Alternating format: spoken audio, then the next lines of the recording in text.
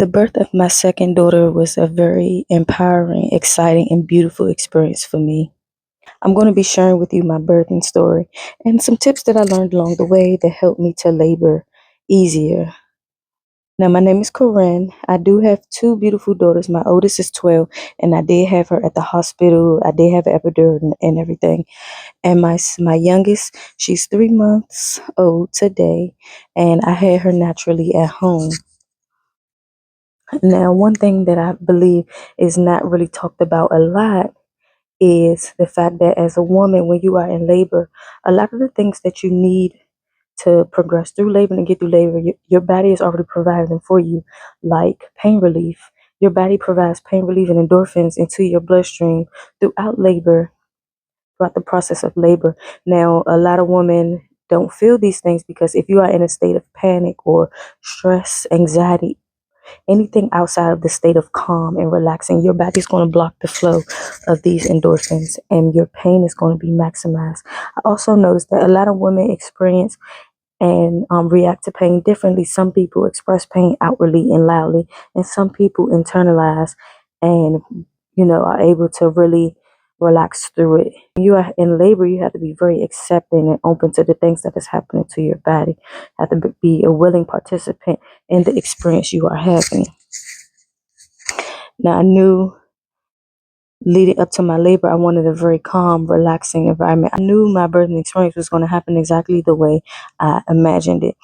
I'm a very hyper alert girly, so I know every change, small, big, or however anything different happened in my body, I'm aware of it.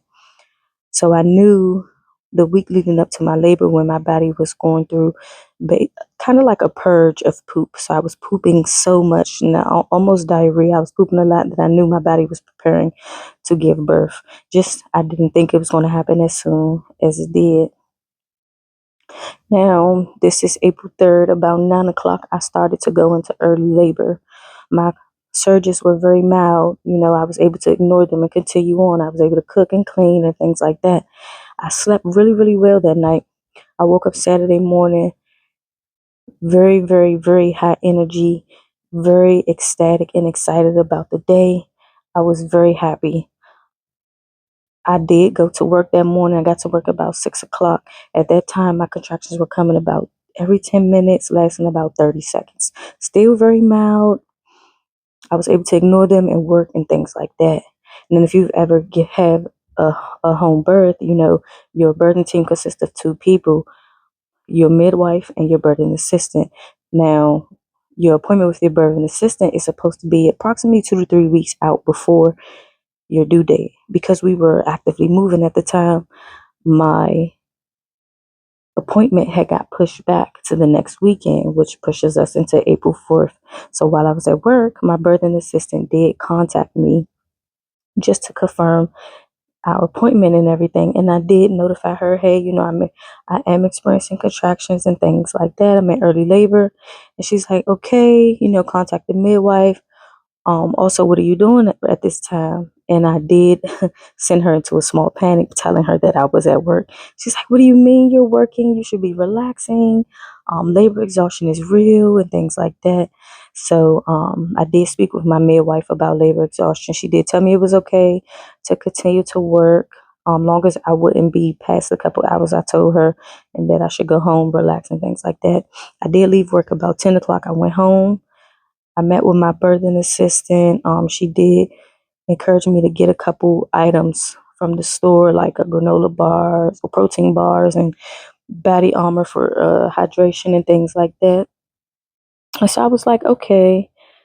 I was supposed to leave after my appointment because my best friend and my mother was throwing me a surprise baby shower. But when they found out that I was actually in labor, early labor, they was like, no, you should stay home and relax and things like that. So I did stay home and eat, get hydrated and things like that. Now, once we are approaching the baby shower, I was entering into stage 2 of my labor. My surges were going from a mild to medium at that point. and they still weren't that bad, but I was able to manage to still continue to move around because if you're in labor, you always want to stay active. You want to keep moving and stuff like that because you don't want your labor to stall. You still want it to progress and things like that. So I was walking a lot. I rarely sat down. I definitely was eating for energy, staying hydrated, plenty of water and things like that. So one thing that I find very interesting, but I knew it was going to happen, is that the one midwife that I hadn't met with throughout my journey of pregnancy, because the one day she was in the office was not a day that I was available to have my appointments. I knew she was going to be the one to come and deliver my baby. She had contacted me earlier that Saturday to let me know that we would have a phone interview that evening because we had to have at least one appointment so that I can meet her and things like that. We both missed the appointment and everything. We definitely missed that appointment. And I just find it very funny that things happen that way. But after the baby shower was over, a few of my cousins stayed to hang out and stuff like that. Everybody was drinking, talking, laughing and stuff. And there was a couple things that I needed to do.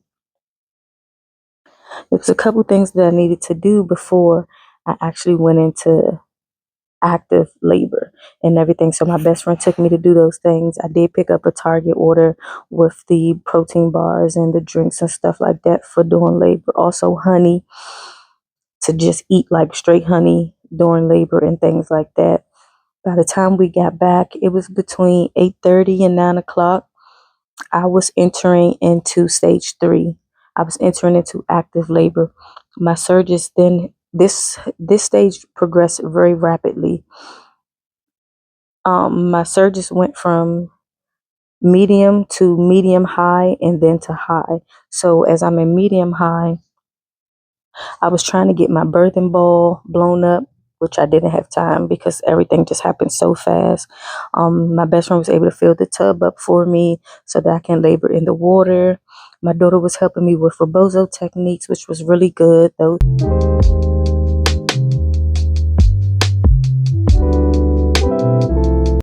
Those really help. And one thing I really encourage is to not just new mothers, but any mother that's giving birth, is to take a birthing class because it's very helpful. They give you techniques and tips to use during labor. It really breaks everything down. It just gave me a sense of comfort and confidence going into labor. And I was able to just know I was very educated on things happening to my body, happening with my baby, and things that I can do during labor. So I really encourage that. Um, Once I got into the birthing pool, well,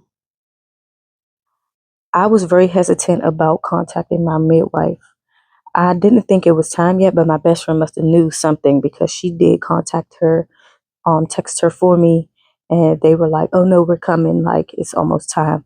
So they did come. At this point, I'm getting into the tub. My contractions were coming about 5 minutes apart, lasting for a minute. They were lasting about a minute, and I got into the tub to labor, and the water was very relaxing. It was very soothing. It really helped with the contractions and everything. So I completed all of the rest of my labor there. When my birthing team arrived, it was maybe about 10:45. They got there.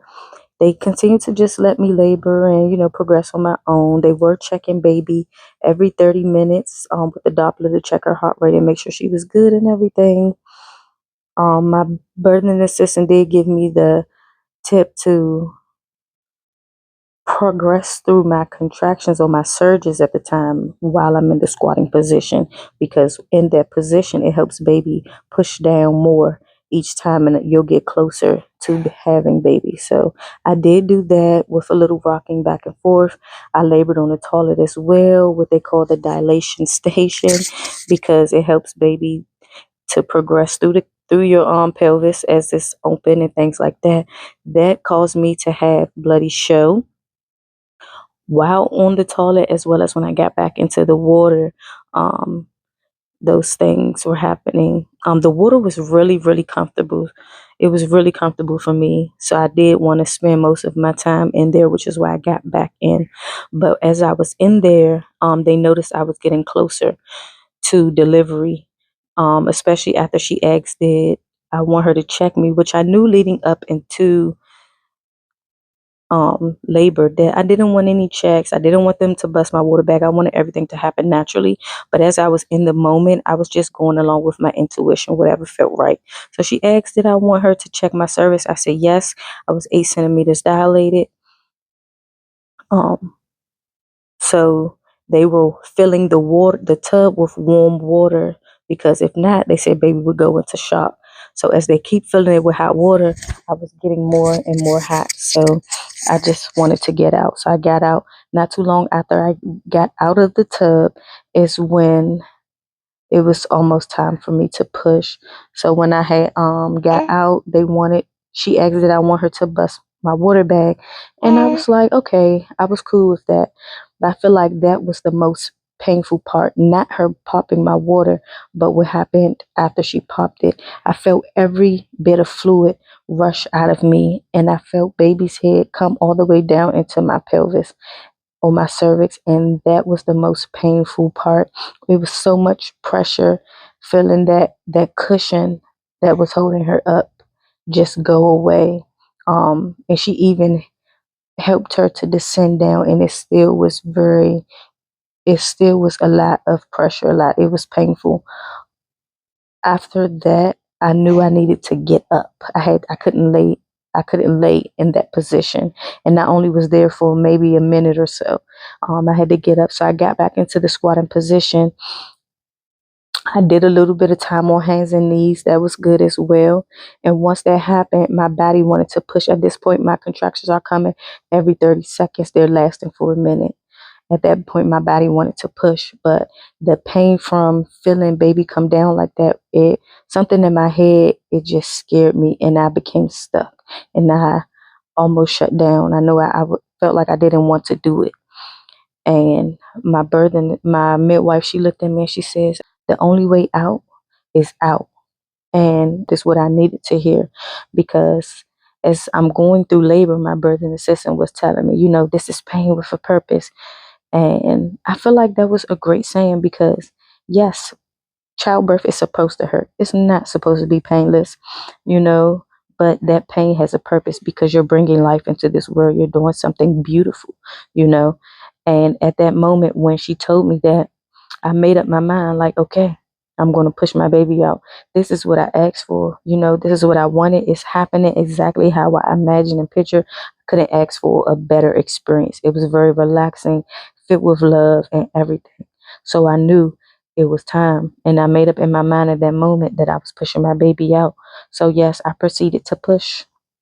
And as I'm pushing, I just felt so strong and empowered as I felt my baby descending through the birth canal. I could feel her head coming down every single inch of the way. And then I take a deep breath and I push again, and I feel my baby's head come out. Now I know they talk about the ring of fire, but I don't feel like that was really a ring of fire. It wasn't bad at all. The most painful part was when she popped that water and my baby head came down. Um, I pushed, and my baby head came out. At that point, she instructed me that I should get on hands and knees just to control the speed and the flow of baby coming out, and also to prevent tearing and things like that, which I did. Got on hands and knees, took a deep breath, and I pushed again, and my baby was out. The cord was wrapped around her neck, but it also was like wrapped around her body and around her arm. I don't know how she did that. It was really strange. My cord was not that long. But once my baby came out, I just felt so relieved and overjoyed. My heart was so full. I was able to skin with her, deliver my placenta and things like that. They did hang out for maybe like 2 hours, just an hour, to monitor me, baby and I after the birth. The whole time my midwife's apologizing because we did not have that meeting prior as we were supposed to. So that was really my first time meeting her, especially meeting her in person. her showing up to my house to deliver my baby, but she was very sweet and nice, very helpful, very knowledgeable. I did feel comfortable with her being my midwife, and it was a great experience. So once that hour passed, they did baby checks and her weight and everything. I was able to shower and stuff like that. They helped me to my bed, and it felt so good to be able to get into my own bed and my own space, being able to control the things going on around me and everything, and not have to worry about anything. Just being able to relax and enjoy my baby, and then just be proud of myself and what I just did, and indulge and sit and soak that in. It was such a great experience. It was such a great feeling, and I do highly, highly, highly recommend any birthing mother to have a natural birth, have a home birth, and just experience the joy and the beauty of those moments.